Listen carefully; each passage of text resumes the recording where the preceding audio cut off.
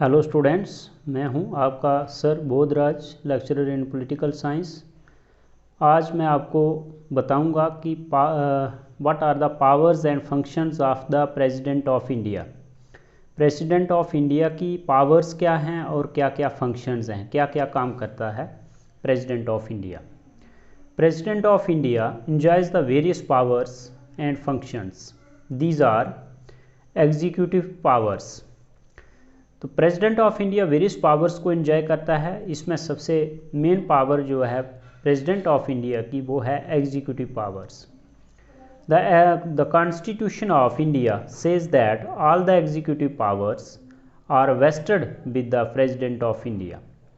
Constitution of India का कहता है कि जितनी भी एग्जीक्यूटिव पावर्स हैं वो सारी की सारी प्रेसिडेंट के पास रहेंगी। He exercise these powers itself or officers subordinate to him। या तो वो इन पावर्स का खुद ही यूज़ करता है या जो ऑफिसर्स उसके सबॉर्डिनेट होते हैं, उसके अधीन ऑफिसर्स होते हैं, उनके थ्रू अपनी पावर्स का इस्तेमाल करता है। एग्जीक्यूटिव पावर्स में प्रेसिडेंट की क्या क्या पावर्स आती हैं, इसमें होता है he appoints the Prime Minister on his advice, his Council of Ministers.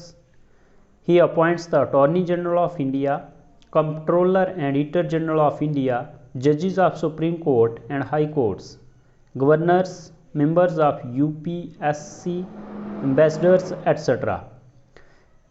किस किस की अपॉइंटमेंट करता है प्रेसिडेंट? एक तो करता है प्राइम मिनिस्टर की, प्राइम मिनिस्टर को अपॉइंट करता है। उसका शपथ समारोह जो होता है उसमें उसको अपॉइंट करता है और उसकी एडवाइस से, प्राइम मिनिस्टर की सलाह से वो दूसरे जो काउंसिल ऑफ मिनिस्टर्स होते हैं उनको भी अपॉइंट करता है।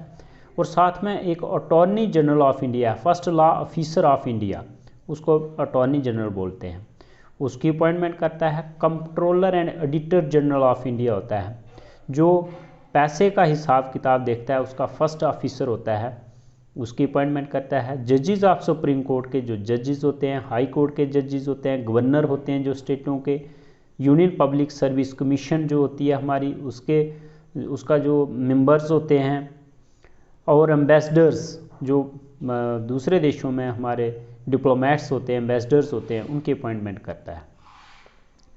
सेकंड फंक्शन है, सेकंड पावर है military powers. President of India की कुछ मिलिट्री पावर्स भी होती है। मिलिट्री पावर क्या है? President is the supreme commander of the defence forces of India. कि प्रेसिडेंट जो है वो एक क्या है? कमांडर है डिफेंस फोर्सेस। जितनी भी डिफेंस फोर्सेस हैं, चाहे वो मिलिट्री है, एयरफोर्स है, नेवी है, इन सब का वो सुप्रीम कमांडर होता है president of India. He has the power to declare war and peace. और ये पावर भी उसके पास है कि वो वार भी डिक्लेयर कर सकता है और पीस, शांति भी डिक्लेयर कर सकता है। मतलब कहने का कि जब भी वार डिक्लेयर करनी हो तो प्रेसिडेंट के साइन होने ज़रूरी होते हैं उसमें। थर्ड है लेजिस्लेटिव पावर्स। लेजिस्लेटिव पावर्स होती हैं कानूनी पावर्स, कानून बनाने की powers. The president has the power to summon and prorogue the parliament and dissolve the Lok Sabha.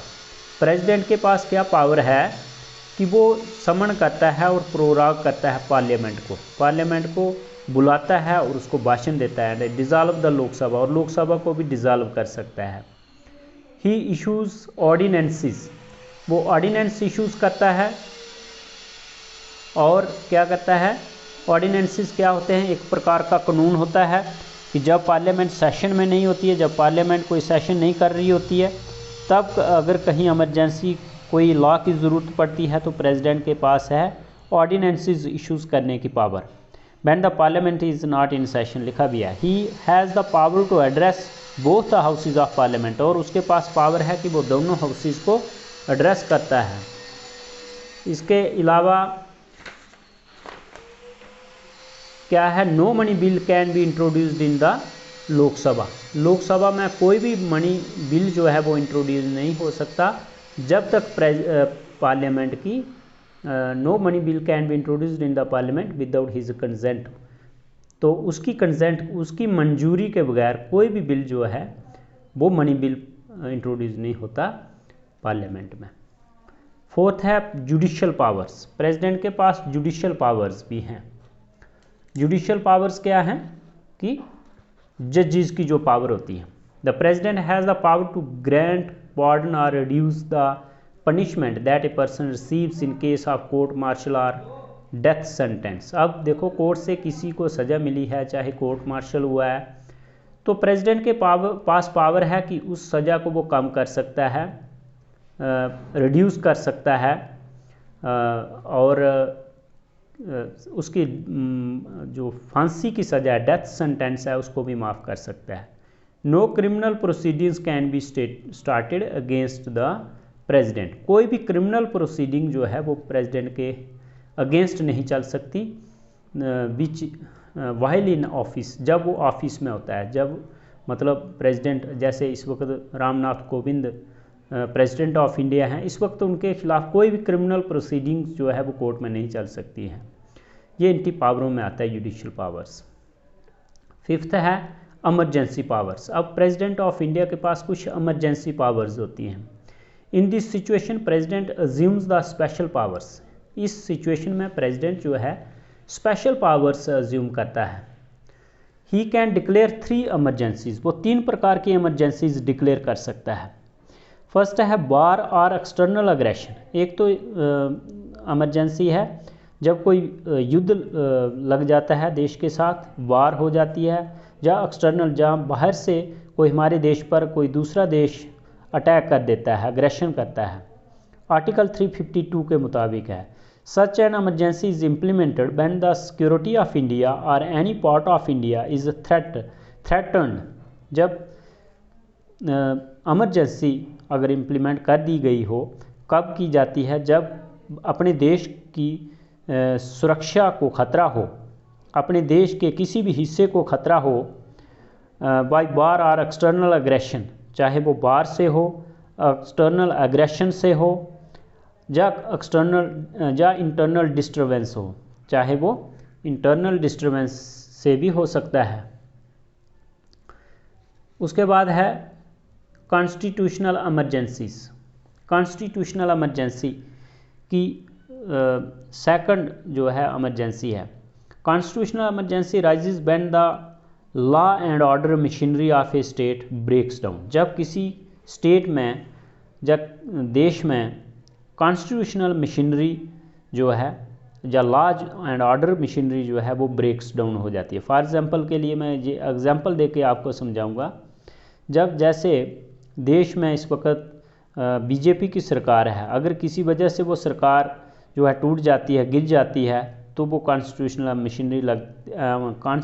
Machinery उसको फेल समझा जाता है। ज़्यादातर ये स्टेटों में होता है। फॉर एग्जांपल के लिए जैसे जम्मू एंड कश्मीर में आपने पिछले दिनों देखा होगा, जब गवर्नर रूल नहीं था तो महबूबा मुफ्ती की सरकार जब गिर गई तो गवर्नर रूल जहाँ पे बहाल हुआ था। तो वो बहाल होने का मतलब क्या था कि कॉन्स्टिट्यूशनल इमरजेंसी लगी थी, कि कॉन्स्टिट्यूशनल मशीनरी फेल हो गई, कोई भी चीफ मिनिस्टर और गवर्नमेंट नहीं रही थी।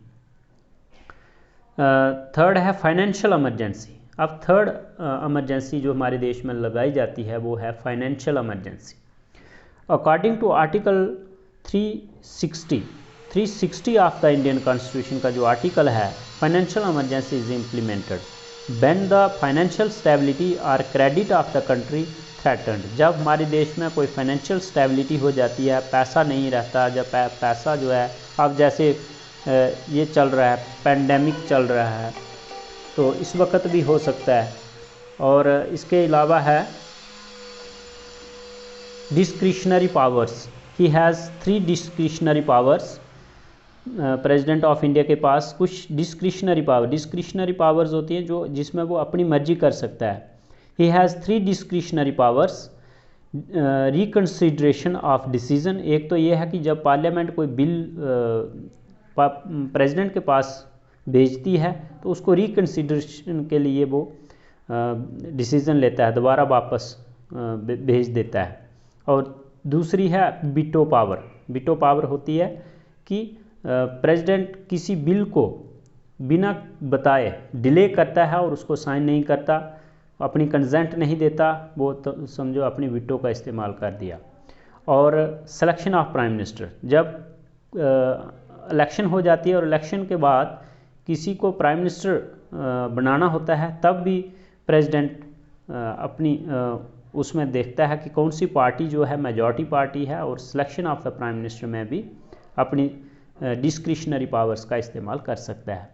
तो ये था कि ऐसा तो हमने पढ़ा है कि प्रेसिडेंट ऑफ इंडिया जो है वो नॉमिनल एग्जीक्यूटिव हेड है, लेकिन अगर पावर्स के हिसाब से देखा जाए, पावर्स और फंक्शंस के हिसाब से देखा जाए, तो प्रेसिडेंट के पास भी बहुत सारी पावर्स रहती हैं।